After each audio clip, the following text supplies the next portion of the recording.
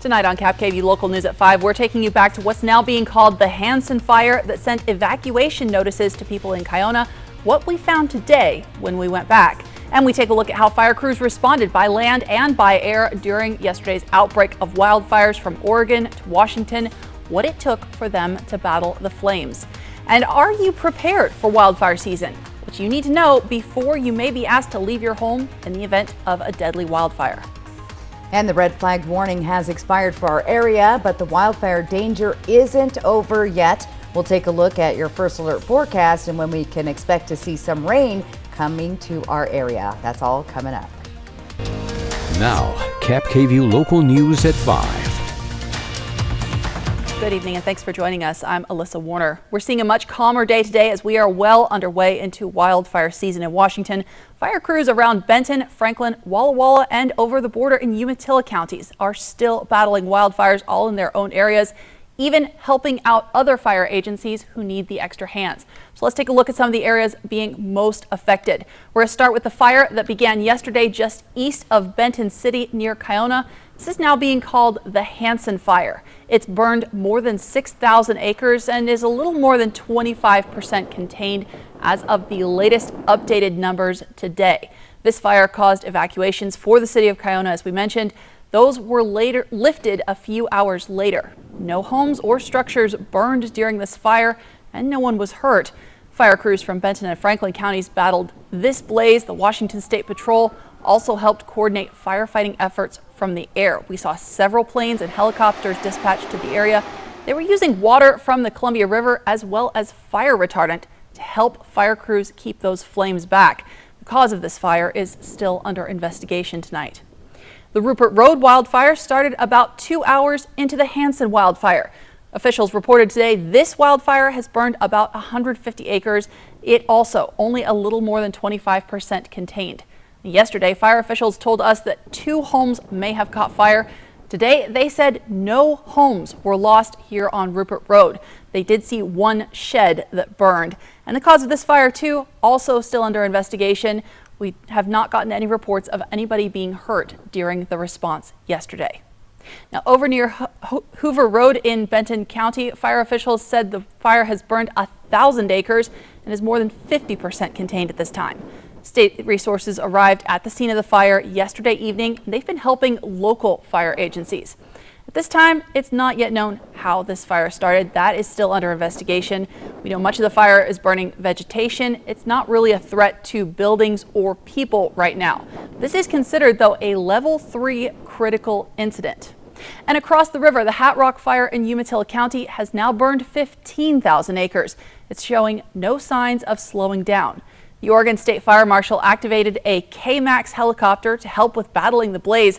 We know at one point the wind and heavy smoke yesterday grounded any kind of air assistance. Level 3 evacuations are active for Juniper Canyon Road, along Hartle Road, Wallula Road, and Hatchgrade Road. Level 3 means you're strongly urged to leave now. Level 2 evacuations remain active for north of Highway 37 and Pendleton Cold Springs Highway west of Kings Corner Road, north of South Juniper Canyon Road, and west of Van Cycle Road to the Washington state border. Level 2 means get ready to evacuate. Have all your documents in order. Be ready to go. A shelter is open at 1705 East Airport Road in Hermiston. The Red Cross is there to give assistance as needed. We've seen an incredible amount of teamwork between agencies, from volunteers to local fire departments and to state and even federal resources. I talked to fire officials today about how that cooperation shapes their response to these wildfires. Smoke still rising over Horse Heaven Hills nearly 24 hours after a fast-moving fire ripped through thousands of acres in Benton County. This was one of 4 large fires burning at the same time in the same region under incredibly challenging conditions. There were so many different incidents in surrounding jurisdictions that we weren't able to get a lot of those local resources that we would normally get because everyone needed them for themselves. Considering the windy weather, hot temperatures, and an abundance of dried out plant material ready to burn, fire officials called for state assistance getting ahead of the flames. When you ask for mobilization from a local agency, it's mainly if they run out of the resources, they can't mutual aid and stuff like that. aren't there for them to mitigate the situation. The Deputy State Fire Marshal tells me having DNR planes spread around the state is helping keep fires smaller than we might have seen just a few years ago. And local fire officials say having more and more people move to the region is helping too. So we don't have as much wild space as we did 10 years ago. And so there's more infrastructure in place to help.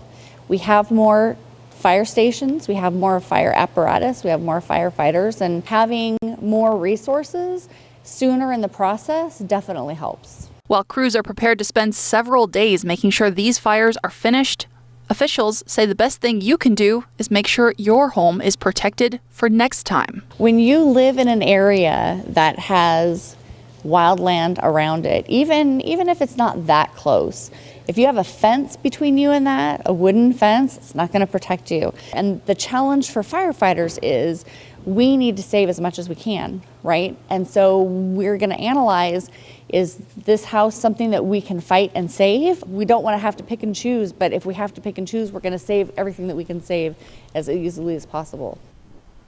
We have seen a lot of fires this year, and it's still very early. The State Fire Marshal's office tells me that's partially because there's so much dry grass and brush on the ground to burn. Last year, the Department of Natural Resources said we saw one of the smallest fire seasons by acreage that we had seen in years. And while you may not have been in the path of these wildfires, you can still be affected. One of the biggest ways we're impacted, air quality. As large wildfires continue to burn, breathing in all of that smoke can cause health issues. When it's smoky, you should close your windows and doors to keep the indoor air clean. Health officials say long exposure to air polluted by wildfire smoke can cause severe health risks, especially if you have pre-existing conditions. Maybe like COPD or asthma, or maybe even they had prior illnesses such as a really bad cold or bronchitis or even COVID, then they can experience extreme symptoms from the wildfire smoke.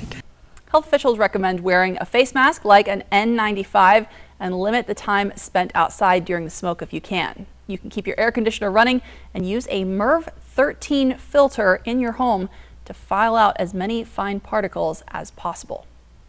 And now to an update on how our station is being affected by these wildfires. For those of you who receive the CAP signal through your television, we should be back on the air. The Hanson fire burned several utility poles you can see here. It knocked out power to our transmitter. So if you're not getting your CAP signal tonight, please make sure to contact us. You can always find us online at yaktrynews.com, or you can download our mobile app to keep up to date on the latest information. And if you want the latest information on our coverage of the wildfire outbreak, just head to yaktrynews.com. There we have a wildfire season page, so you can get up to date on the latest containments, where the fires are. You can also find out what you should do in case of a wildfire near your home. And we talk about what the different levels of evacuations mean.